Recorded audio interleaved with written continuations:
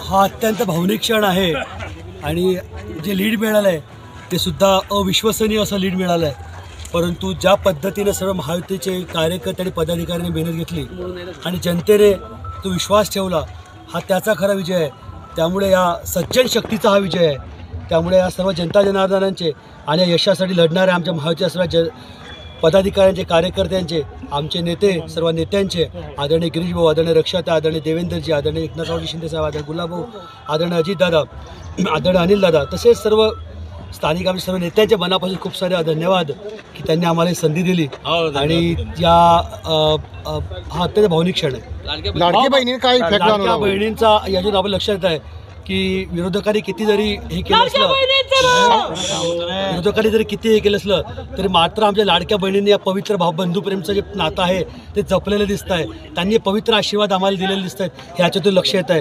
हे सज्जन शक्तीचा हे आहे आणि मला एकच सांगायचं आहे की यावर विधानसभा क्षेत्रामध्ये सामाजिक शांतता करणं खूप गरजेचं आहे आणि या सामाजिक शांततेसाठी जे जे समाजकंटक करतील त्यांचा मात्र याच्यापुढे हिशोब केला जाईल हे जेवढं सांगतो। आणि त्यामुळे आणि यापुढे पूर्ण या विधानसभा क्षेत्राच्या प्रत्येक घटकाच्या विकासासाठी आम्ही पूर्ण महायुतीचे सगळे पदाधिकारी आणि कार्यकर्ते पूर्णपणे आम्ही हजर राहू, प्रत्येक क्षणाला प्रत्येकाच्या पाठीमागे उभे राहू हा शब्द देतो। धन्यवाद। पहिल्यांदाच या निवडणुकीमध्ये किंवा आतापर्यंतच्या इतिहासामध्ये मतदारसंघात 1 लाखाचा टप्पा तुम्ही पार पाडलाय, काय सांगाल याबद्दल? हा अत्यंत हा 1 लाखाचा टप्पा पार पडला अत्यंत महत्त्वाची ही गोष्ट आहे।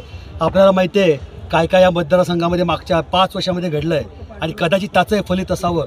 लोक कंटाळलेले आहेत, सामाजिक शांतता इथे काहीतरी विघ्न संतोषी लोक करण्याचा प्रयत्न करत आहेत, त्याला प्रत्युत्तर कदाचित हे असावं असं मला वाटतंय। त्यामुळे या खूप अत्यंत भावनिक हा क्षण आहे। हरिभाऊंचा पराभवाचा बदला आपण घेतला, कसं वाटतं तुम्हाला या गोष्टीकडे, कसं बघता तुम्ही? बदला असं म्हणता येणार नाही, मात्र कुठेतरी 15,000 मतांनी थांबावं लागलं होतं आणि मतदारांचा कौल त्याही वेळेला मान्य केला होता आणि आता या मतदारांचा आम्ही कौल अत्यंत नम्रपणे मान्य करतो। तुमच्याबद्दल नेरेटिव्ह पण सेट केला होता, कारखान्याचा विषय असेल वगैरे, तर काय या बाबतीत? हे का नेरेटिव्ह हे निवडणुकीच्या काळामध्ये जे नेरेटिव्ह सेट केले असतात ते सगळ्यांना माहिती आहे, राजकीय नेरेटिव्ह असतात, हे राजकीय नेरेटिव्ह असतात, असं कधी नसतं।